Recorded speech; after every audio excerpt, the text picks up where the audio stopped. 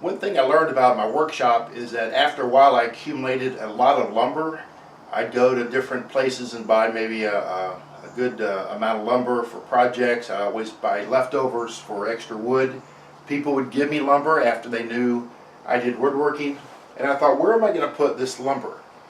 So I decided to build some lumber racks here in my shop. My lumber racks have really come in handy, and I want to show you how I did it. First of all, I took an old scrap board about like this. Okay, just any scrap board, maybe some scrap 2x4s you have from a project left over. And what I did, I took them and then I cut off the end of it like this. Just that's a 45-degree angle, almost to the top. That's about an inch right here.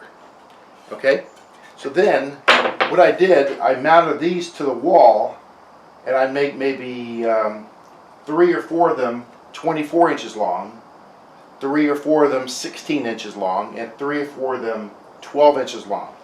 So this becomes my rack. All I have to do is nail it on some 2x4s on my wall, and maybe screw it on, maybe nails and screws. And I've done that, and it holds a lot of lumber. Let me show you what it looks like.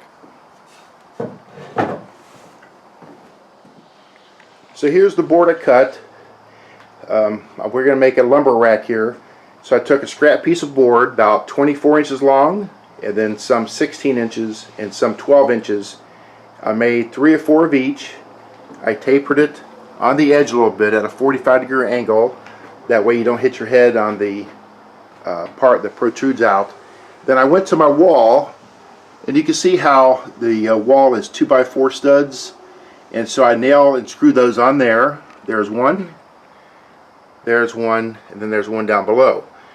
And I'd put, there's one there. I've got some power cords hanging up on there, but it also is for lumber.